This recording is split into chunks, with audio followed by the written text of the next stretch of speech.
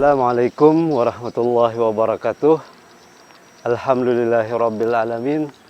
Wassalatu wassalamu ala asyrafil anbiya'i wal mursalin Sayyidina wa maulana Muhammadin wa ala alihi washabihi ajmain.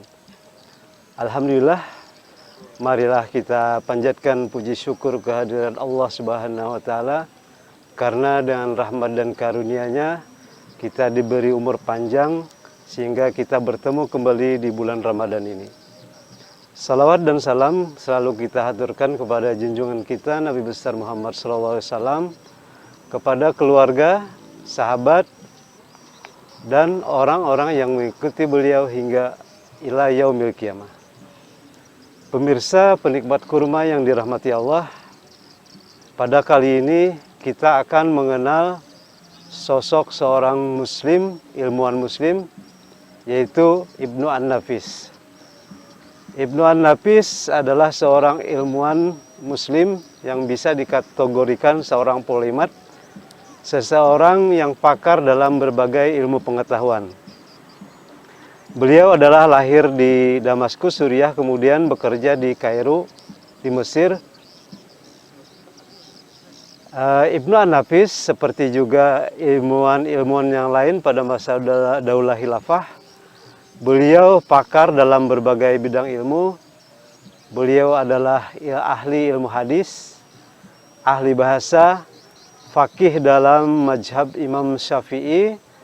Beliau juga seorang ahli kedokteran, ahli jantung, ahli mata, dan ahli dalam peredaran darah, serta seorang astronom.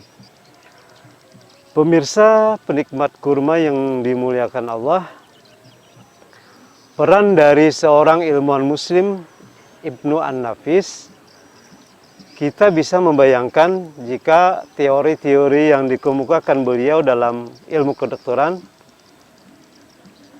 dan kita sekarang bisa merasakan manfaatnya. Teori beliau tentang peredaran darah, di mana peredaran darah dari bilik jantung menuju bilik kiri jantung hanya melalui peredaran di paru-paru. Nah, kenapa di paru-paru? Karena di paru-paru itulah darah akan memiliki kekayaan O2 yang akan dipompa ke seluruh tubuh. Teori beliau ini mengalahkan atau menggugurkan teori dari Galen, seorang filosof Yunani yang lebih 1000 tahun lalu, lebih dahulu dari beliau. Juga teori dari ahli kedokteran modern yang oleh ilmuwan barat disebut dengan Avicenna, atau kita menyebut adalah Ibnu Sina. Nah, kepakaran dari Ibnu An-Nafis ini kita rasakan manfaatnya sekarang, di mana ilmu-ilmu beliau tentang peredaran darah dari jantung menuju otak, kemudian mensuplai saraf-saraf yang ada di tubuh kita, sehingga dunia kedokteran modern mampu menangani atau mampu mencegah serangan stroke. Pemirsa penikmat kurma yang dirahmati Allah, boleh kita ajukan pertanyaan pada saat ini, apakah kita itu termasuk seorang yang berpola hidup sehat, cukup konsumsi gizi, cukup gerak? Jika itu tidak terpenuhi, maka kita akan mengalami ancaman suatu risiko serangan jantung. Nah, kepakaran dari Ibnu An-Nafis ini sangat berpengaruh pada saat ini.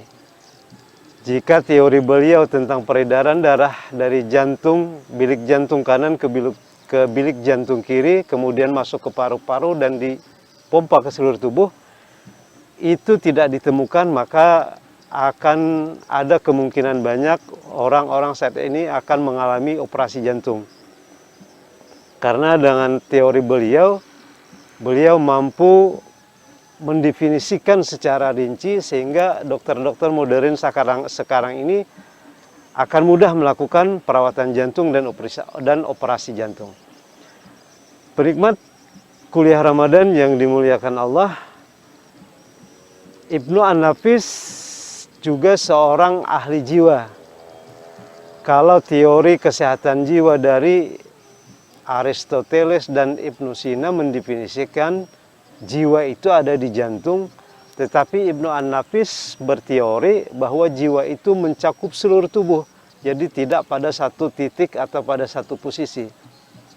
Dan kepakaran beliau ini terbukti saat ini. Jika kita memakai teori dari Aristoteles atau dari Ibnu Sina bahwa penyakit jiwa itu ada di jantung, maka ketika jantung diobati seharusnya penyakit jiwa itu bisa sembuh. Tetapi tidak.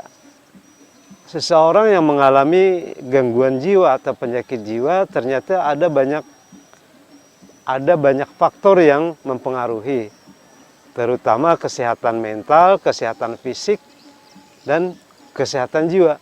Nah, ini didefinisikan oleh seorang Ibnu An-Nafis tadi, seorang pakar dari berbagai macam ilmu.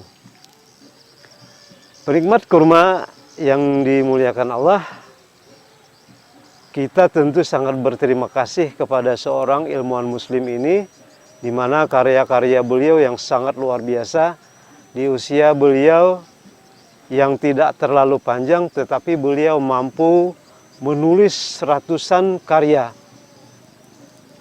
Dan yang paling terkenal adalah tentang ilmu bedah jantung, di mana pada bab-bab yang penting beliau mendefinisikan hubungan dokter dengan pasien, hubungan dokter dengan perawat.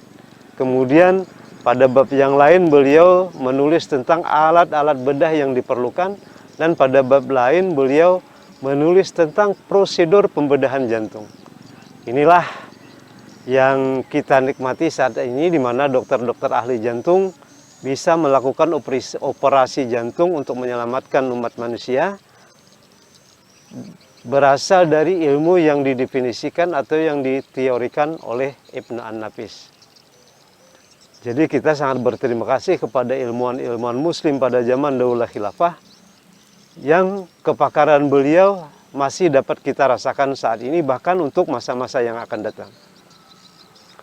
Pemirsa kuliah Ramadan yang dirahmati Allah, itulah sebagian dari ilmuwan muslim yang memberikan sumbangsih atau penyambung napas kepada peradaban umat Islam, bahkan kepada peradaban dunia saat ini.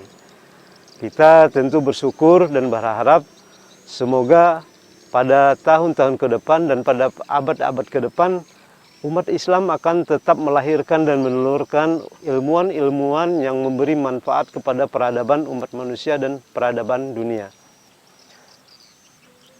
Demikian pemirsa kurma yang dirahmati Allah, apa yang bisa saya sampaikan.